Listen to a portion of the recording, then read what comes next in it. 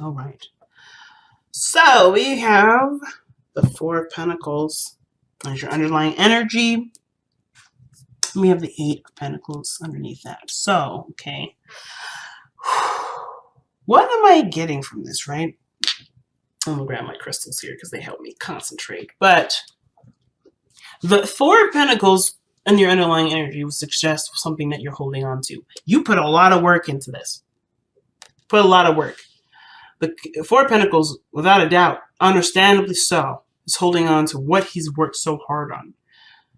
But this is also settling for what you have done so far. Because the Four of Pentacles, they don't stop here, right? We go further. We go to the 10. We're not at the 10 yet here, though. We're at 4. So we have 6 more steps to go. And the fact that we stopped at 6, stopped at 4, with 6 away, suggests that we could do more with what we know, rather than settle for what we know we could do more with. And I feel like, Gemini, you feel the same way. You feel like, yes, you have the potential to go further. You did the 8 and you dropped all the way down to 4. You stopped halfway through. And it's not because, again, you just wanted to stop. It's because you got to a great point. Everything was looking up. But it didn't reach the best that it could be. And so I think you're noticing that. You're noticing that, okay, I worked hard. I did the best I could. And the work that I put in for it is not necessarily everything that I wanted, but it's something that I can be content with for a little bit. However, you know that even with this placement being comfortable and nice, there's, when it comes to going further, there is a little bit more scratching of the surface, which will honestly hack away the work that you've done. Not saying that what you've done was pointless anyway, it was pointless, but you showed yourself not only how far you can go and the greatness of the hard work that you can put in, but also that because you can put so much work in and you can make something so great, why settle for something that isn't up to where it could be? So I'm not trying to say to compare or take the time now to go ahead and compare to others or compare to, what you believe you could do more of, but why settle or stop where you could continue to grow, to be better? This doesn't have to just do with a relationship. This could also do with sometimes with our development, right? With maybe we think, oh, we know enough for now. We don't need to go any further, or there's no learning. We don't need to learn anymore. This is very similar to, I don't want to say, like an old person mentality. Then I'm not trying to slag off or trying to insult any old folks out here. But what I am saying is that when people get to a certain age, they stop wanting to learn. They stop wanting to change because they get to a good spot. They know that this is not necessarily the top of where they can necessarily stop necessarily. They can go further. And I think that everybody that has the Four of Pentacles, they know they can go further. But it's just like, ooh, am I willing to take the risk to uproot this comfortability, this stability, and go after what I believe could be better than this? It's usually a hard one. And usually people just say, you know what, fuck it. I'm just going to stay here because this is what makes me fine. I'm fine here. I don't need to push this. It took me a long time to get to just this point. However, does this mean that you are happy here? I mean, because it looks like with holding back, he's missing out on one hell of a party, one hell of a community. He's kind of closing himself off to the world, if you think about it. Because look at the city that's behind him. He's not engaged with the city. He's not engaged with anyone. And there could be really great developments in there. He could expand his business and go there. But instead, he's keeping it local, keeping it safe, keeping it close, keeping it from where it could go out of control. And he'd have to start over and start again in a new way to expand what he needs to expand so he can continue to benefit and be happy. So, in this regard, where are you doing this for you? And I feel like that's why the Hermit's coming up, because I think you're noticing that you're in a stopping period, or you haven't decided to, or you haven't been pushing in a direction, or you may be fine single, but emotionally you're craving more. There's something about it, you're craving more, you're craving a relationship, but there's a part of you that says, no, I'm good on my own. I don't need another person. I don't need anybody else. But that doesn't mean that you don't want it, and it doesn't mean that you can't have it, or you shouldn't have it, or if you're good, you might as well just stay there because where you are is good enough. I feel like whatever you believe is safe isn't necessarily giving you the happiness that you're looking for, which is why you're the Hermit energy coming out in the first place, right? What you're following, what will make you happy, and it's outside of your comfort zone, which brings the dilemma, the endings and beginnings. What are you ending? And what are you beginning? Perhaps something that's to do with something that makes you feel comfortable, but not bring you really any happiness. It's not bringing anything to you. So, here we are. The heart of the reading, if this thing could focus. I have some coffee here. I've been just kind of slurping on this, enjoying myself. But I'm going to actually use this as a tool to refocus my camera right now, because it's doing one heck of a job focusing on the reading. There we go. So, back to the focus of this reading here. The heart of your reading, guys, is the Five of Wands. Okay, what does that mean, right? What does that mean? Well, the situation that's playing out at this point is conflict, right? There's something conflicting. There's some sort of challenge that's presented to you, right? Or there's some sort of disagreement within the workplace, within your love life, within yourself. There's something that's not quite in agreement or quite stable here. That's not a bad thing, though. It just means it's intense and it's really, it can feel like it's a lot to handle at once, but you can handle it, right? The weirdest thing is that you have the Eight of Cups. What does that mean, though, when the Eight of Cups is crossing? Well, in my eyes, it's like there's a situation that presents a challenge, and you have nothing further to give to this. There's a lot of fighting, but you're not interested in fighting anymore. The Eight of Cups would suggest to me that you're done with it. You're done with it. You're not interested in it. But considering it's blocking, perhaps what it's saying here is that, yes, there's some sort of conflict here. Conflict, yes, but perhaps in which to review the cups that you're walking away with, the part of the emotional doneness that you think you're feeling.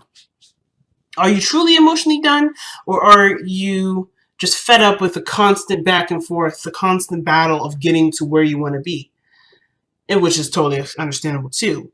But I feel like with the Eight of Cups here, right? It's honestly fair if it's been a while and you've been fighting and going back and forth and having these conflicts with people that it's kind of deterred you away.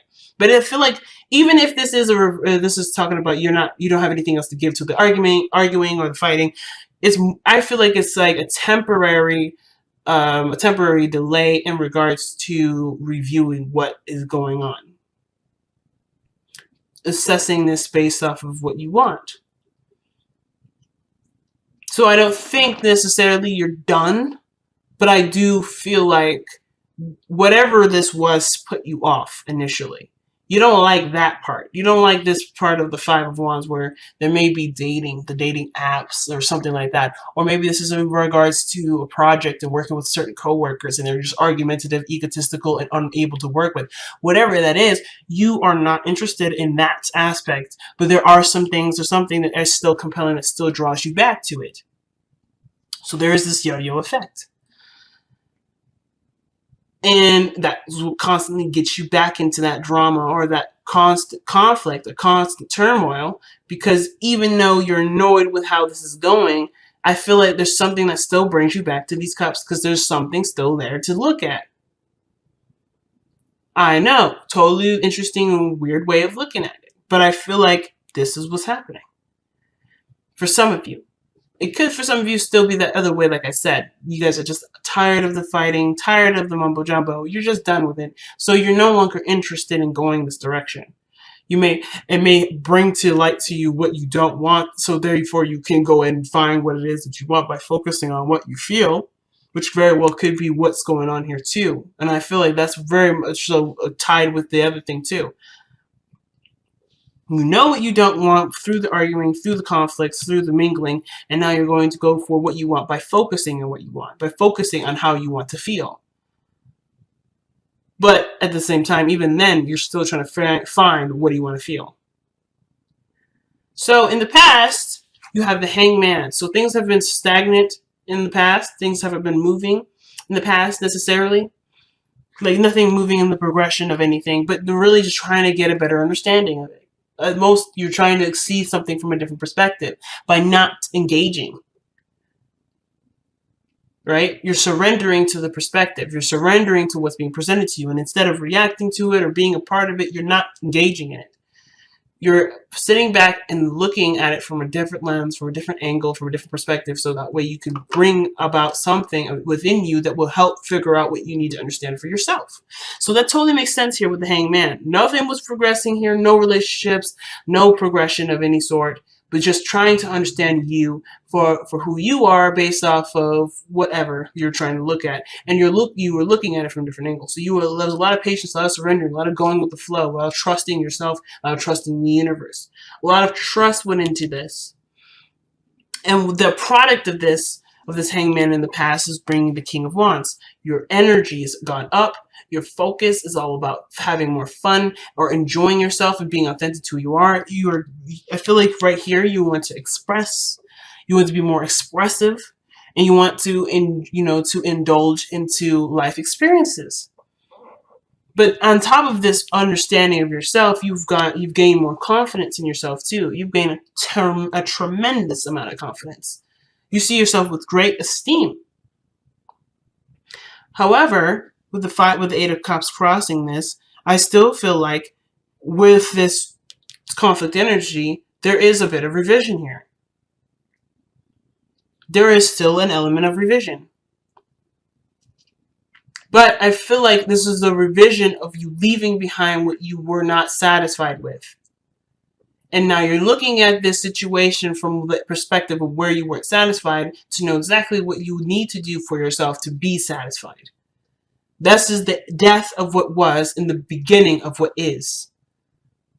Not settling for less. I feel like you're noticing from where you are, the high confidence person that you are now, you're noticing where you've been, either where you have settled with this kind of conflict, with this kind of energy, where you have settled and where you can expand more because you are aware of your capabilities. You're aware of your power. You're aware of your strengths, where your heart really lies. You are so hyper aware of this now that this situation you don't want anything to do with necessarily, but you do have a different approach to how you want to handle this now.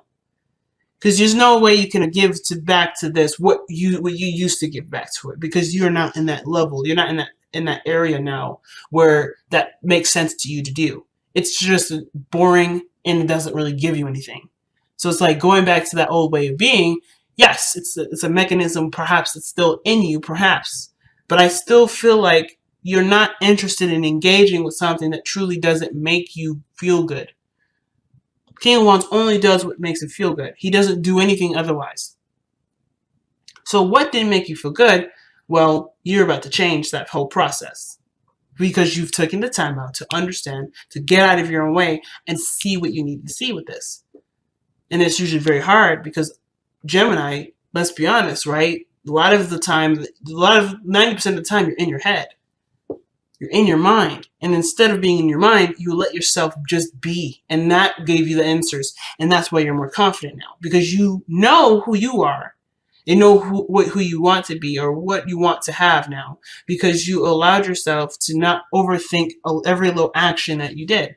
Or overthink every action that someone else did. You got completely out of the way so that way you can see who you truly are. And now you can express based on that. What I like to see, though, actually, is the High Priestess in your future. This is kind of like my favorite part because it leads a lot of mystery, but you also know what your future will look like because you already have an intention to make something happen. So the High Priestess is literally a representation here, and I always say this in the past readings, I think. The High Priestess is not telling me your future. It's not saying anything. It's based off of just being open and being yourself. Well, because you're yourself, you know what this future looks like. You already have an idea what this is. You already know what your future is. So there's no reading for this. There's no like card that would suggest anything more, because what your King of Wands self is saying here is that I know what I'm going to make. I don't need to know. The future isn't going to be anything different than what I'm trying to do. Because you're not looking for a different future. You're not looking for a future outside of yourself because you're aware of your power. You are aware of your power, so therefore you know that your power is to create your future. So you don't need it. You don't need a card that suggests a future. That right there is power. That right there is some scary ass shit. Why? Because if somebody is aware of what they're capable of doing, they can create so many great things. They can create so many great things for themselves. And that also shows this person's unstoppable. Because there's nothing outside of their realm of power that they can and cannot do. There's nothing. So the High Priestess is my favorite part of this reading here. Because you know what your future looks like. Because you know that your power will make sure that happens. No ifs, ands, or buts about it. So your advice is the Ten of Cups. There's people already around you, based off of your surveying, based off of your your turmoils with other people, where you've expended your energy here with the Eight of Cups. You are aware of the happiness that surrounds you and the people that are willing to celebrate and be around you with this energy. It's finding the happiness and contentment where you are with the people that are currently here. And that's how you plan to manifest whatever you plan to manifest. You're done with the comfort zones. You're done being confined. You're done living in a world where it's only one way of being, because you are not that. You are more than that. And you are aware of that because of where you had stopped for a moment to recognize. The Eight of Pentacles isn't just about holding stuff back and keeping things to yourself and all this stuff. It's not just savings. It's also taking account for what you have. And noticing where you could prosper from, but with the time that you spend with taking as much account as from what you have. Does that make sense? Hopefully that makes sense, because I know that the way I said that was like, woo. But I'll say it one more time. This is not just a card that represents martyrism or martyrdom. This is a card that doesn't necessarily just talk about saving. It's also about taking account for what you have. It's about reviewing what you have. You already have everything right here. Or you have what you believe is everything, but really isn't everything, because the time that you spend to realize that to have this, you're noticing what you have. You're noticing that there could be more, because you're also taking the time out to realize where you're spending your energy into. And what your energy is expended into is a stagnant energy that doesn't grow. Does that make sense? And that's okay, because you didn't need to grow. You needed to see what you needed to see here, so you can go for more. So that way you can feel, so that way you can feel the urge to go for more. It's interesting. The happiness is right here, right around the corner. It's just based off of whether or not you're, if you have, the desire to do it, and really to just say goodbye to how this world used to be, and being the King of Wands and entering a new way. I don't think the Eight of House is coming up to say, oh, yeah, you're going through some changes, or not necessarily saying that, oh, something's going to end and something's going to begin. You've gone through a transformation. This is a representation of you going through a serious transformation. You are a new generation of Geminis. You are a new version of Geminis right now. And you did that by looking from your perspective at what you believe you needed to see for yourself to be able to evolve to the person that you are now that's unstoppable.